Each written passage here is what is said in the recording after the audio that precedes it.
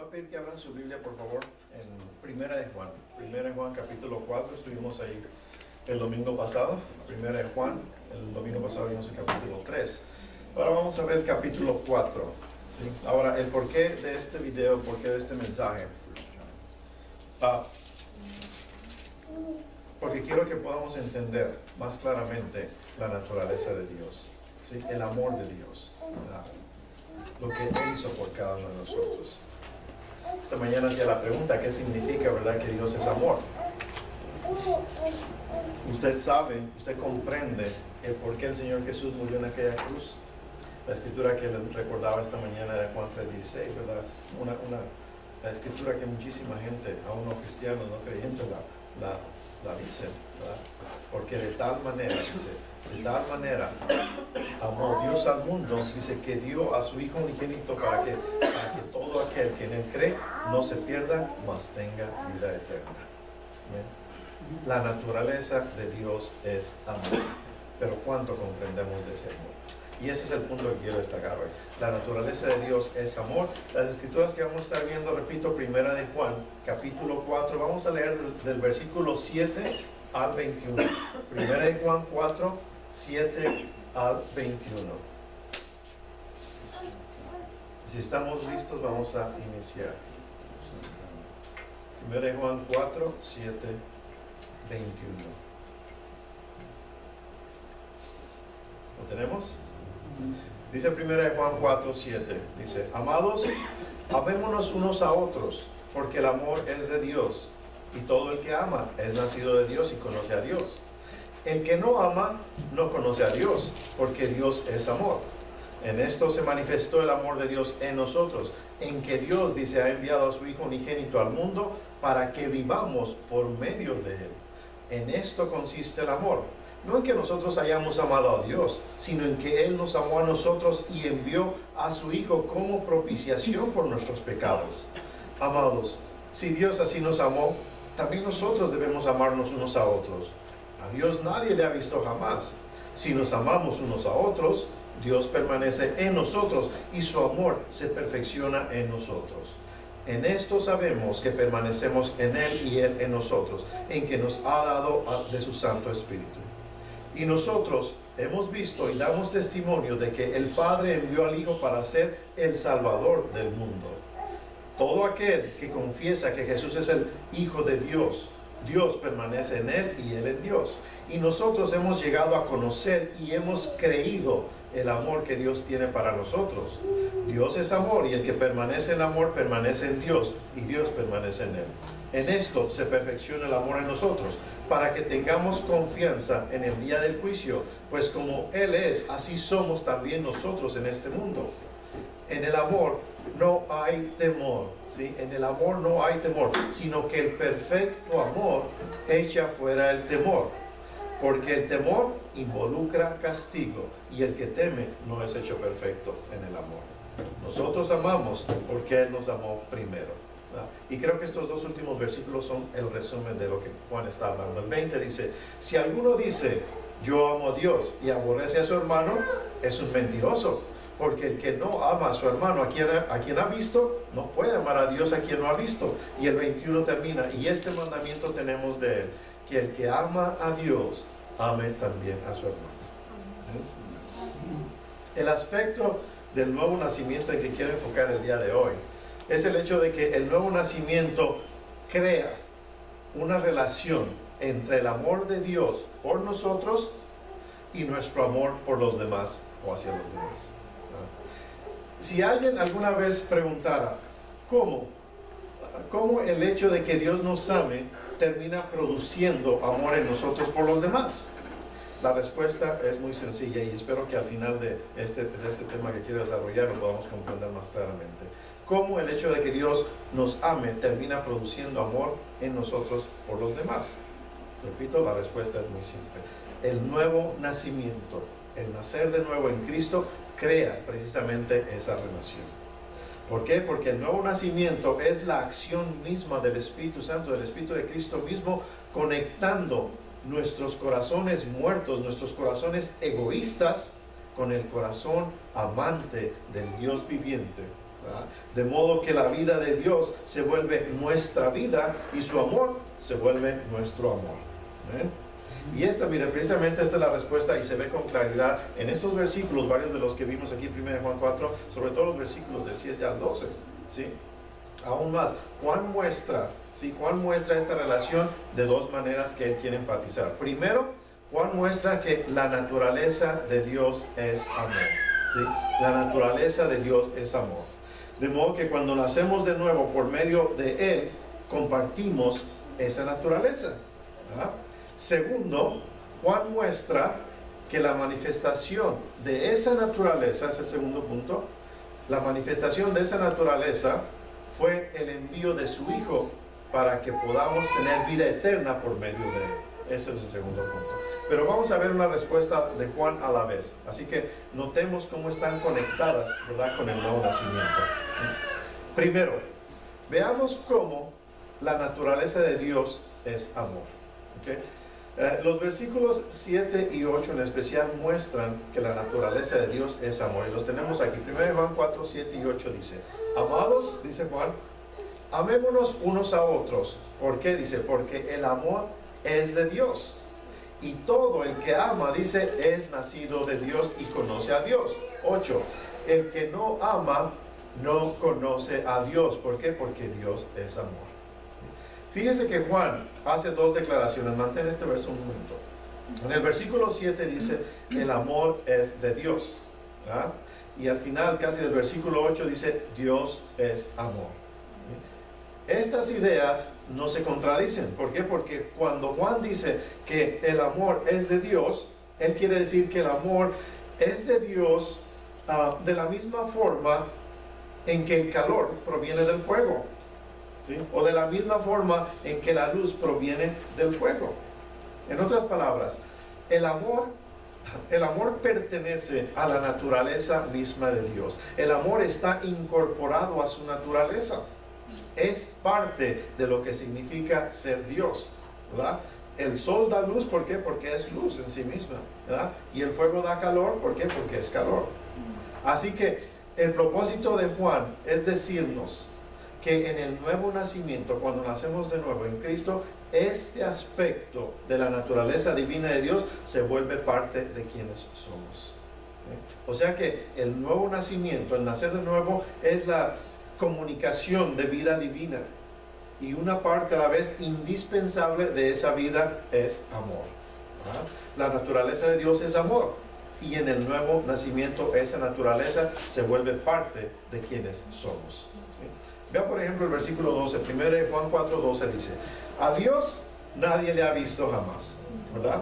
Dice, pero sin embargo, dice Juan, si nos amamos unos a otros, Dios permanece en nosotros, y su amor, dice, se perfecciona en nosotros, ¿verdad?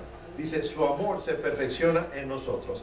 En otras palabras, mira, cuando nacemos de nuevo, recibimos al mismo Dios. Él mora en nosotros y derrama ampliamente de su amor en nuestros corazones, ¿verdad? Y su propósito es que este amor sea, como dice la Escritura, perfeccionado en nosotros. Por eso dice, su amor se perfecciona en nosotros. ¿Bien? Bien. Ahora, el amor que tenemos como personas nacidas de nuevo no es una simple imitación. No es una simple imitación del amor divino, no. Es una experiencia del amor divino. Y es más que nada una extensión a otros de ese mismo amor, ¿verdad? Así que entonces la primera forma en que Juan enlaza el amor de Dios por nosotros y nuestro amor por las personas es expresado, se enfoca precisamente en la naturaleza de Dios como amor, ¿verdad? Y en la forma en que el nuevo nacimiento nos conecta con esa naturaleza. Por eso es tan importante enfatizar el domingo pasado en nacer de nuevo. Si usted verdaderamente había nacido de nuevo, era creyente, ¿recuerdan? Ahora, entonces, en segundo lugar, consideremos los versículos 9 al 11, donde Juan aquí se enfoca en la principal manifestación de ese amor divino en la historia. Primera de Juan 4, 9 al 11. Aquí podemos ver 911 cuando hace el llamado 9:11, que es lo que viene. Vea lo que dice la Escritura, 9 al 11. Dice 9, en esto se manifestó el amor de Dios en nosotros, en que Dios ha enviado a su Hijo unigénito al mundo. ¿Para qué? Para que vivamos, dice, por medio de Él. ¿Sí? Por medio de Él. 10. En esto consiste el amor. No en que nosotros hayamos amado a Dios, dice, sino en que Él nos amó a nosotros y envió a su Hijo como propiciación por nuestros pecados. 11. Amados, si Dios así nos amó, también nosotros debemos amarnos unos a otros. ¿No? Así que en la mente de Juan podemos ver la gran manifestación del amor de Dios. Es que Dios envió a su Hijo, y Él lo dice 2 veces aquí en estos versículos 9 y 10 que acabamos de ver. Y el propósito de Dios, entonces, al enviar a su Hijo, dice, era que fuera Él la propiciación, que fuera Cristo la propiciación por nuestros pecados. Y este propósito es lo que hace que el envío de Dios fuera amor hacia nosotros. ¿Ah? Ahora, habla de propiciación. ¿Qué es propiciación? Propiciación más que nada es venir a llevar nuestro castigo por los pecados, ¿sí? Y además quitar la ira de Dios de sobre nosotros, ¿sí? Piense de esto muy bien. Esto significa que el amor de Dios fue quien envió a su Hijo, ¿verdad? Para tomar el castigo de Dios y para tomar la justa ira de Dios que había contra nosotros. Entonces podemos ver que la más grande manifestación del amor de Dios es la acción unilateral de Dios, donde Él ya ha satisfecho su propia ira. Jesucristo pagó el precio por nosotros. ¿Verdad? En 1 Juan 3:16, aquí Juan menciona la forma en que el Hijo se convierte en nuestra propiciación más claramente. Juan 3:16, 1 Juan 3:16 dice, en esto conocemos el amor, dice, en que Él, Cristo mismo, ¿verdad?, puso su vida. Él puso su vida por nosotros. Dice, también nosotros debemos poner nuestras vidas por los hermanos. Así que entonces el Hijo se vuelve nuestra propiciación al poner su vida por nosotros, por usted y por mí. ¿Cómo? Muriendo por nosotros. Y Juan dice que esta es la manifestación de la naturaleza de Dios más grande. Así es Dios. Así es Dios. ¿Amén? Ahora, aún más. Fíjese en otra declaración que Juan nos lanza en este versículo, en el versículo 10. 1 Juan 4:10 dice, en esto consiste el amor. ¿Sí? Y está muy claro aquí, dice, no en que nosotros hayamos amado a Dios, sino en que Él nos amó a nosotros, ¿verdad? Y envió a su Hijo como propiciación por nuestros pecados. Y esto concuerda mucho con lo que Pablo habla en Romanos, y recuerda, dice, no hay nadie quien busque a Dios, ¿sí? No hay nadie, ¿sí? Todos estamos tan envueltos en las cosas del mundo, ya sea lo material, trabajo, actividades, familia, etcétera, etcétera. No hay nadie quien busque al mundo. Si recuerdan en Génesis también, cuando después del pecado de Adán y Eva, ¿quién buscó a quién? ¿Adán buscó a Dios? No, Dios buscó a Adán. Y es exactamente lo que dice aquí Juan. Dice, en esto consiste el amor. No en que nosotros hayamos amado a Dios, sino en que Él nos amó a nosotros, ¿verdad? Ahora, pero note aquí cuál es pudiera decir, la precaución que hay en esta negación, cuando Juan dice, en esto consiste el amor. No en que nosotros hayamos amado a Dios, ¿sí? Aquí cuando Juan está hablando de esta frase en especial, no en que nosotros hayamos amado a Dios, Juan está enfatizando que la naturaleza y el origen del amor no descansan en nuestra respuesta a Dios, no es ahí donde comienza el amor. El amor no es principalmente que nosotros le hayamos amado, no, el amor es y comienza con Dios. Y si algo hacemos, o si algo sentimos que puede ser llamado amor, es llamado así. ¿Por qué? Porque por el nuevo nacimiento estamos conectados con Dios, ¿sí? Por Él. Bien, así que ahora hemos visto entonces, ¿verdad?, 2 verdades acerca del amor de Dios que Juan nos puede describir aquí. Primero, Juan nos muestra, como decía, que la naturaleza de Dios es amor. De modo que cuando nacemos, ¿verdad?, de nuevo por Él, ¿qué hacemos? Compartimos esa naturaleza. Y luego, en segundo lugar, Juan nos muestra que la manifestación de ese amor a través de la historia fue el envío de su Hijo. ¿Para qué? Para que pudiéramos cada uno de nosotros tener vida eterna por medio de Él. ¿Recuerda el domingo pasado mencionaba dónde quiere pasar usted la vida eterna? ¿Sí? Él es la salvación, es la única. ¿Sí? Pero bien, ahora no pierda de vista el lugar entonces esencial del nuevo nacimiento en relación, ¿verdad?, con la manifestación del amor de Dios y la naturaleza del amor de Dios. Por ejemplo, cuando Juan dice en el verso 11, 1 Juan 4:11, dice, amados, si Dios así nos amó, dice, también nosotros ¿qué? También nosotros debemos amarnos unos a otros. Desde el primer punto aquí es cuando nosotros no amamos a nuestro prójimo, a nuestro hermano, estamos fallando en amar. Estamos faltando a Dios. ¿Sí? Amados, si Dios así nos amó, dice, también nosotros debemos amarnos unos a otros. ¿Sí? Note aquí, cuando Juan hace esta declaración, ¿cómo usted piensa que debemos interpretar la palabra debemos? Cuando él dice, también nosotros debemos amarnos unos a otros. Déjeme decirle, si usted olvida todo lo que precede a los 5 versículos anteriores que hemos estado viendo, ¿sí? Si usted se olvida de todo eso y enfatiza nada más en este, usted nada más pudiera decir, bueno, creo que el propósito en la encarnación es la imitación. ¿Sí? Dios nos amó, entonces tal vez debemos ver como Él lo hizo y hacerlo, ¿verdad? Nosotros también. O sea, es nuestra obligación. Pero Juan no ha olvidado que ha escrito muy claramente los versículos anteriores, sobre todo el 7 y 8, que nos dice, 1 Juan 4, 7 y 8, dice el 7, todo el que ama es nacido de Dios y conoce a Dios. Y en el 8 enfatiza, el que no ama, no conoce a Dios. ¿Por qué? Dice, porque Dios es amor. Así que cuando nos dice debemos, ¿verdad? Debemos amarnos unos a otros, simple y sencillamente quiere decirnos que debemos hacerlo de la misma forma, por ejemplo, en que el pez nada en el agua, es algo muy natural, ¿sí? O de la misma forma en que las aves vuelan en el viento, es algo muy natural que nace.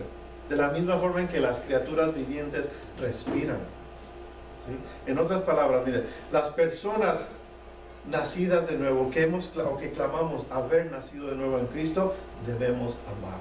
Así somos, así somos. No es una simple imitación, porque para los hijos de Dios, los verdaderos hijos de Dios, la imitación se vuelve un logro. ¿Sí? ¿Por qué? Porque cuando amamos, logramos lo que somos, ¿verdad? En nosotros, esa perfección. O sea, en nosotros se perfecciona, vamos a decirlo así, en nosotros se perfecciona la semilla de Dios. En nosotros se perfecciona el Espíritu de Dios, la naturaleza de Dios, cuando amamos. ¿Verdad? Entonces sí, hay un impulso externo. Hay un impulso externo que nos constriñe a ver la historia del Hijo de Dios, ¿verdad? Por eso se vida. Pero mire, hay un aspecto único de la vida cristiana del creyente. ¿Sí? Un aspecto único de la vida cristiana, y es que también hay un impulso interno, ¿sí? Un impulso interno que proviene precisamente de haber nacido de nuevo y experimentar que el mismo amor que envió al mundo, también al Hijo de Dios, también late en nuestras almas por la vida que Dios ha puesto en nosotros. ¿Sí? Es ese impulso interno.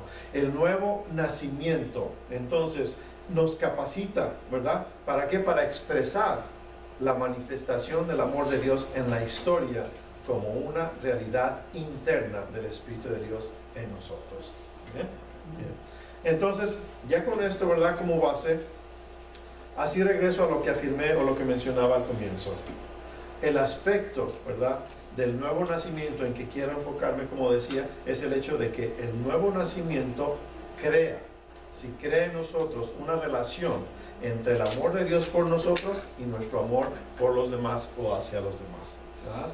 Y si alguien, como decía al principio, alguna vez pregunta cómo el hecho de que Dios nos ame termina produciendo amor en nosotros por los demás, la respuesta, repito, ahora creo que se va a entender mucho mejor, es tan simple. el nuevo nacimiento crea, si crea en nosotros esa relación. ¿Por qué? Porque el nuevo nacimiento, el nacer en Cristo, es la acción del Espíritu de Cristo mismo, la acción del Espíritu Santo mismo, conectando nuestros corazones muertos, nuestros corazones egoístas, con el corazón amante del Dios viviente. De modo que la vida de Dios, ¿verdad?, se vuelve nuestra vida y su amor se vuelve nuestro amor. ¿Okay? Ahora, vamos a avanzar un poquito. Hemos visto que este amor existe, ¿verdad?, en nosotros por la naturaleza de Dios y por la manifestación de lo que Dios ha hecho en la historia al enviar a su propio Hijo y poner su vida a fin de que fuera la propiciación por nuestros pecados, ¿verdad? De tal modo que definiera quiénes somos como hijos de Dios, si hemos nacido de nuevo, para amarnos. Entonces, ahora, creo que entonces aquí ya la pregunta sería, ahora, ¿cómo? ¿Cómo ama el que ha nacido de nuevo? ¿Sí? ¿Cómo ama el que ha nacido de nuevo? En el tiempo que nos queda, quiero decir precisamente lo que el apóstol Juan nos dice a todos en el versículo, sobre todo 11, de cómo ama el que ha nacido de nuevo. Primera de Juan 4:11 dice, amados, si Dios, ¿verdad?, así nos amó, también nosotros debemos amarnos unos a otros. ¿Okay? En otras palabras, es así de simple. Si nosotros clamamos, si nosotros somos un pueblo regenerado, si nosotros clamamos, si nosotros somos un pueblo que ama, ¿verdad?, y si hemos nacido de nuevo, el amor de Dios está en nosotros. Debe estar en nosotros. Primera en Juan 3:14 dice, nosotros sabemos entonces, ¿verdad?, que hemos pasado de muerte a vida. ¿Por qué? Porque amamos a los hermanos. ¿Sí? Entonces, si somos ese pueblo y clamamos ser ese pueblo regenerado, ese pueblo que ama, hemos nacido de nuevo, ¿verdad? Ahora, ¿cómo se manifiesta ahora esa expresión? ¿Cómo es la expresión de amor? ¿Cómo se manifiesta ese amor? ¿Sí? Juan menciona muchos modos específicos, ¿verdad?, en que el amor de Dios se hará real en nuestras vidas por medio del nuevo nacimiento, ¿verdad?, en la manera en que transforma nuestras vidas. Y creo que cada vez deberíamos actuar así. Entonces, ¿cómo se manifiesta este amor? Primero, ¿sí? Primero, y tenemos aquí el primer punto, regocijándonos humildemente en la bondad de otros. ¿Sí? Quiero que entiendan muy bien este punto. ¿Cómo se manifiesta, cómo expresamos, ¿sí?, este amor hacia los demás? Regocijándonos humildemente en la bondad de otros. Escuche lo que Juan dice en 1 Juan 3:11 al 14, dice, porque este es el mensaje que habéis oído desde el principio, dice, que nos amemos unos a otros. 12, no como Caín, que era del maligno y mató a su hermano. Y luego dice, ¿y por qué causa lo mató? Porque sus obras eran malas y las de su hermano justas. ¿Sí? 13, hermanos, dice, no os maravilléis si el mundo os odia. Nosotros sabemos que hemos pasado de muerte a vida. ¿Por qué? Porque amamos a los hermanos. Bien. Ahora, esta forma específica de amor, sobre todo el versículo 12, tal vez pudiera parecerles algo innecesario. Sobre todo cuando dice, ¿verdad?, cuando dice Juan, como Caín, que era del maligno, y mató a su hermano. Pero mire, Juan, él no se está enfocando aquí en el asesinato, no, ¿sí? Porque Juan pregunta en el mismo verso 12, 1 Juan 4:12, primero pregunta, dice, ¿y por qué causa lo mató? ¿Sí? Hace la pregunta primero, ¿por qué causa lo mató? Esa es la preocupación de Juan. Mantén este versículo. Dice, ¿por qué causa lo mató? Repito, esa es la preocupación de Juan. En otras palabras, hay algo, ¿verdad?, hay algo en el motivo de Caín que Juan cree que será relevante en la forma en que la iglesia se ama y en la manera en que nosotros nos amemos. Para ello, precisamente, Juan responde al final del mismo verso. Pregunta, ¿por qué causa lo mató, ¿verdad?, Caín a su hermano? Porque sus obras eran malas, dice, y las de su hermano justas. ¿Okay? Entonces, Juan no solo está diciendo que el amor no mata al hermano, sino que el amor no se siente resentido. ¿Sí? El amor no se siente resentido cuando un hermano es superior de alguna manera espiritual o moral. ¿Sí? Caín, escúcheme bien, Caín no mató a Abel solo porque Caín era malo. No, lo mató porque el contraste entre la bondad de Abel su hermano, ¿sí? Y su propia maldad de Caín le puso furioso. O sea, le hizo sentirse a Caín resentido, le hizo sentirse culpable. ¿Sí? La bondad de Abel. O sea, Abel no tenía que decir nada, simple y sencillamente su bondad de Abel era un recordatorio constante a Caín, de que Caín era malo, ¿entiendes? Y Caín, en lugar de lidiar, de tratar con su propia maldad, ¿verdad? Con arrepentimiento y desear cambiar, ¿qué fue lo que hizo Caín? Se deshizo de Abel. Si a usted no le gusta lo que ve en el espejo, rompe el espejo. Entonces, mire, imaginen por un momento, ¿sí? Nosotros clamamos ser creyentes. ¿Cómo sería si alguno de nosotros fuera como Caín?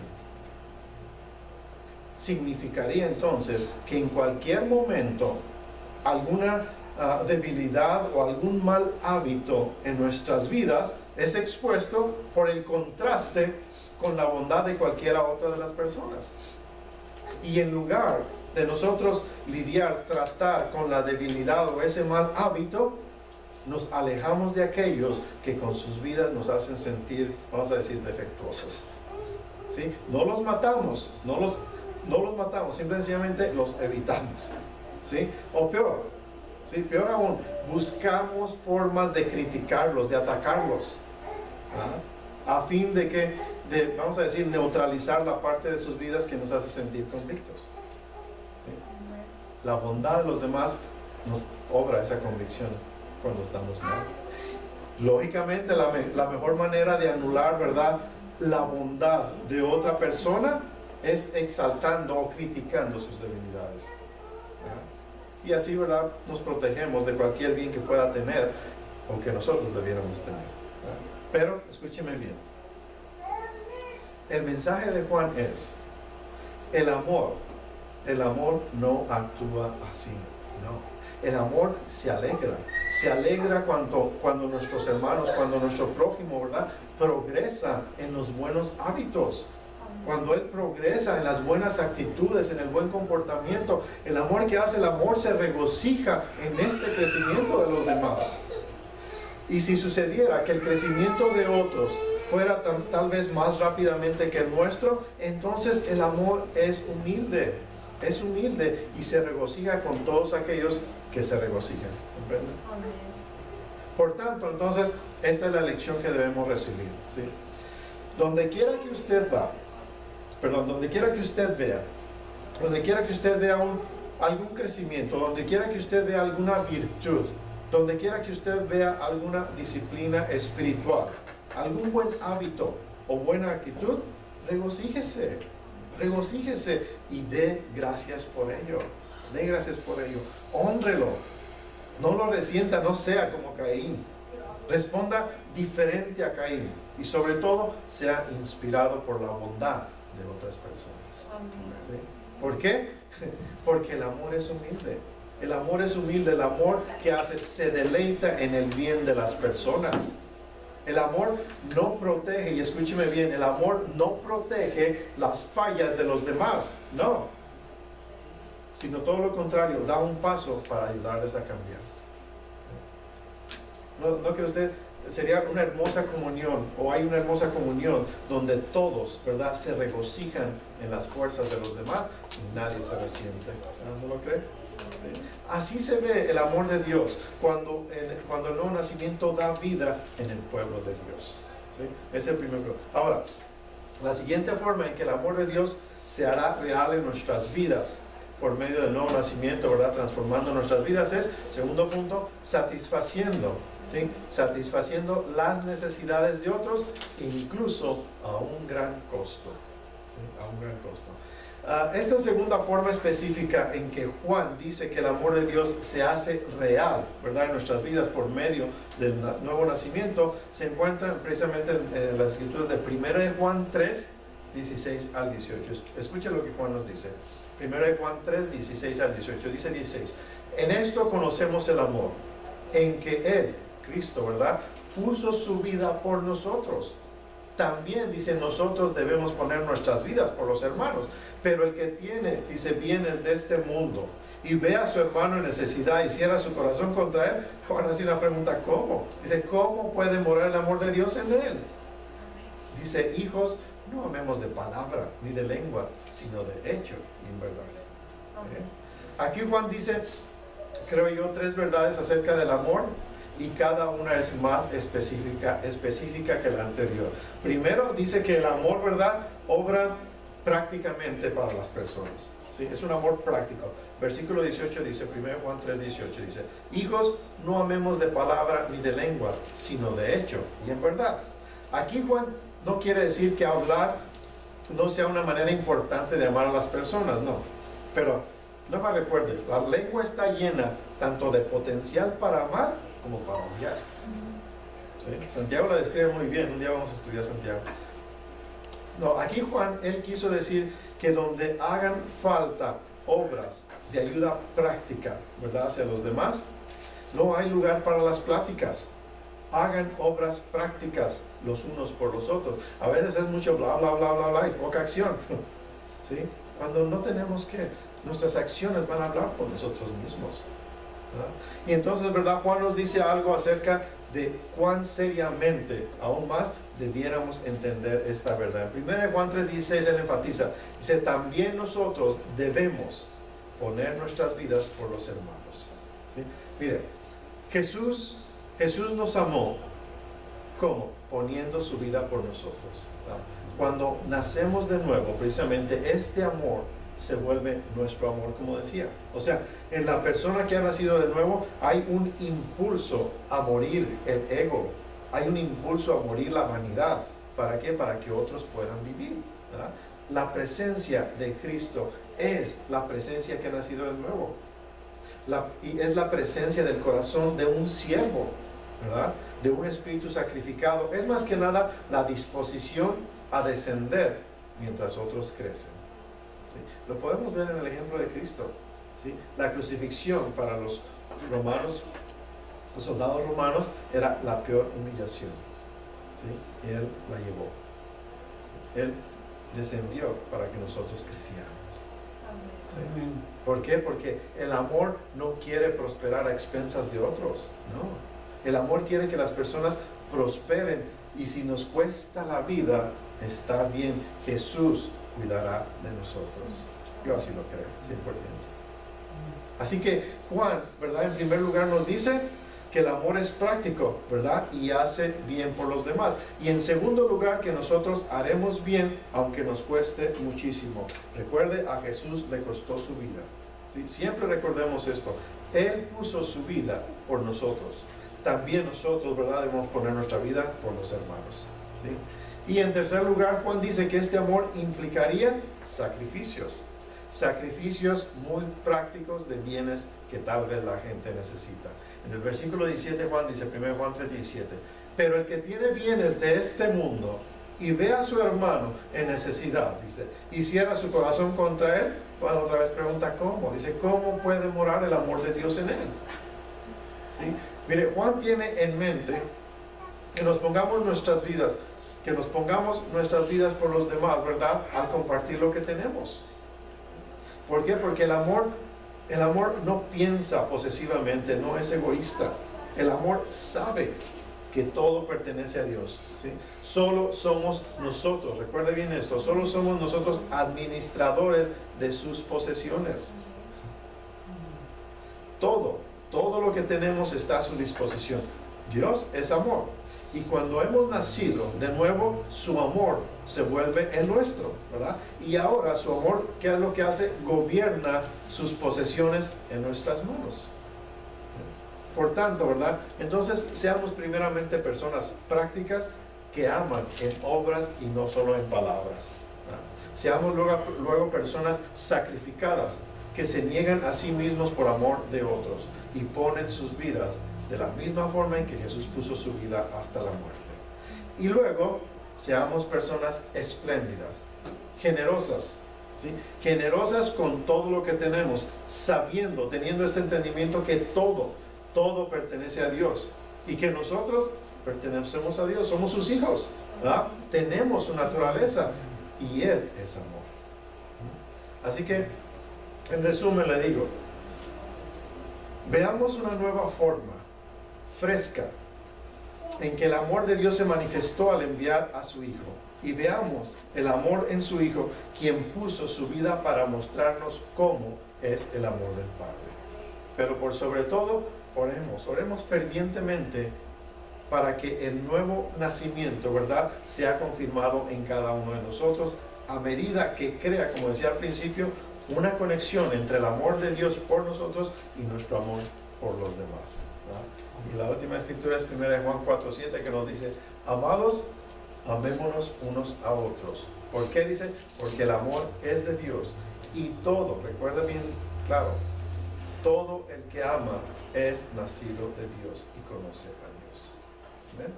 Pónganse de pie, por favor.